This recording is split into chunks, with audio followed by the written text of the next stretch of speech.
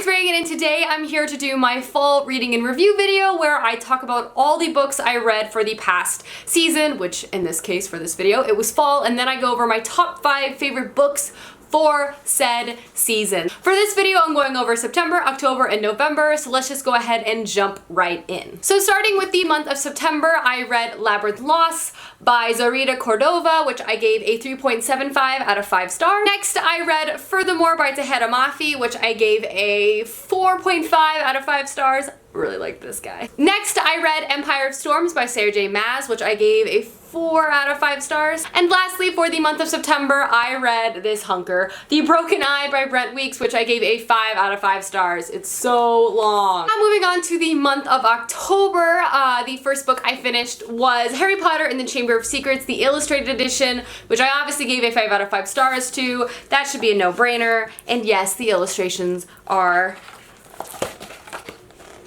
beautiful. Then I read Magnus Chase and the Gods of Asgard by Rick Riordan, which I gave a 4.5 out of 5 stars. Next up, I read Stealing Snow by Danielle Page, which I gave a 2.75 out of 5 stars. And lastly, for the month of October, I read Crooked Kingdom by Lou Bardugo, which I gave a 5 out of 5 stars to. And lastly, moving into the month of November, I read The Diabolic by S.J. Kincaid, which I gave a 4 out of 5 stars. Next up, I read Three Dark Crowns by Kendar Blake, which I gave a 5 out of 5 stars to. And then lastly, I read Illuminating and Gemini, which I gave 5 out of 5 stars and 4.5 out of 5 stars to. Overall, I'm really happy with my fall reading. There were so many fantastic books that came out, and I also got the opportunity to read these past 3 months. If you're interested in more detailed reviews for any of those books, I will leave links to all 3 of my past wrap-ups down below if you missed them.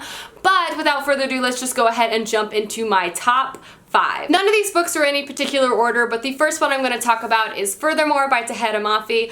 The longer this book sits with me, the more and more I fall in love with it. This is just such a whimsical and lovely middle grade story that I honestly just loved reading from. It was just such a joy to pick this book up every single time I did. This is a story that follows our main character Alice, who lives in an incredibly colorful world. However, she herself is colorless. So this kind of causes a lot of internal grief.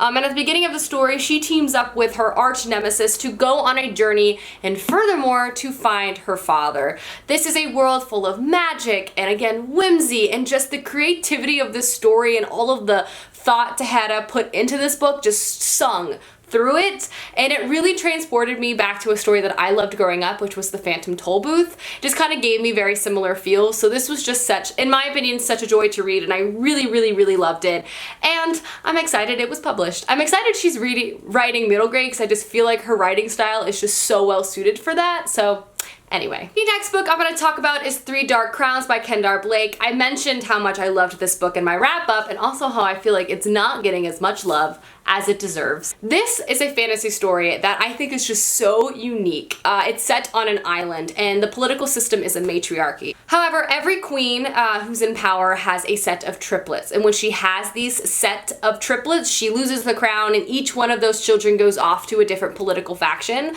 There are 3 main political factions on this island, and each child that's born has the power of said faction. The first one is the poisoners, who are capable of consuming and creating incredibly powerful poisons.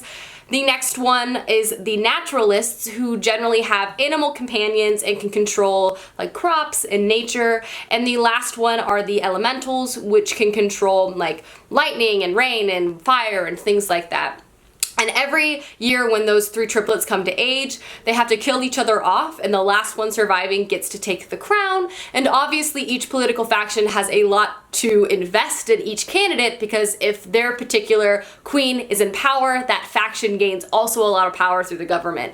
This story is just so good. To me, it was written like folk lore. To me, it was so fast-paced. I loved reading from each of the sisters' perspectives. It was so interesting. I said that a lot in my wrap-up, but I stand by it.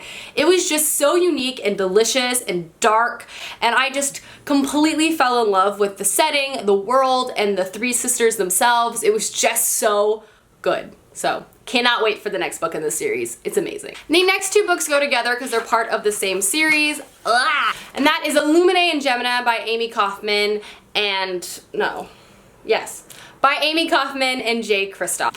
So the Illuminating Files series is just so amazing. It is a young adult science fiction series that's told in a interesting format. It's told through a lot of files and like text and things along those lines. It is a science fiction story that I really don't want to give much of a synopsis for because honestly, how fast-paced and how insane this plot is, to me it's better just to go in blind. But I'll tell you, and what really stood out to me was the fact that both of these authors wrote these characters so well, and I thought going in that this format might be a little kitschy and I might not really enjoy it. However, it was one, very fitting to the book itself, like it totally made sense for the story, and two, I was so impressed by how well crafted and how like rich and real and well-rounded these characters were that were present.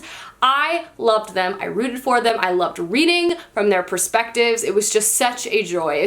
This novel is funny, it is full of action, and it will completely take you by surprise, and it was just such an enjoyable read, so highly recommend if you have not read this yet. So good. That should be an obvious one, and that is Crooked Kingdom by Leigh Bardugo. Holy crap, this book is so freaking good. This is the concluding novel to Leigh Bardugo's fantasy duology, which follows a ragtag group of not so savory people, from gamblers to murderers to cheats. They're all a part of this gang, and they're hired to break it into an impossible place. This is a multi-perspective story that is just following such a wonderful cast of characters that you will fall in love with, root for, and hope they make better decisions, basically. It's just a great story. Like, it has this heist element, but it's such a rich fantasy world as well. It's just so wonderful, and I hope she's not done with this world, because this is a concluding novel, because I really want more, because I just think Leigh Bardugo is so talented. And the last book in this top 5 really should be no surprise at all, and that is The Broken Eye by Brent Weeks. Every single one of these videos I have read one of his books. This is the third book to a series, and they've all made the list because I love this fantasy series. This, like I mentioned, is the third novel, but this is a adult fantasy series following a world where the magic system is based around colors. The more colors you can see and can control, the more powerful you are. One of the main characters of this book is someone who can control all of the colors, and he is therefore called the Prism. However, the magic system in this is interesting in the way that the more you use, the earlier you die. So it's detrimental on the user, which I just think is an interesting dichotomy. This story is full of so much political drama and so much action. It's crazy. It's a whirlwind. They're long, but they read so quickly, so do not be intimidated by the size. So good. So excited about this third one. I have the fourth one on my shelf. It'll probably be in the next seasonal wrap-up, let's be honest. Alrighty guys, those are the top 5 favorite books I read this fall. Again, I will leave the wrap-ups down below if you're interested. I hope you guys enjoyed this video, and I will see you soon with another one soon. Goodbye!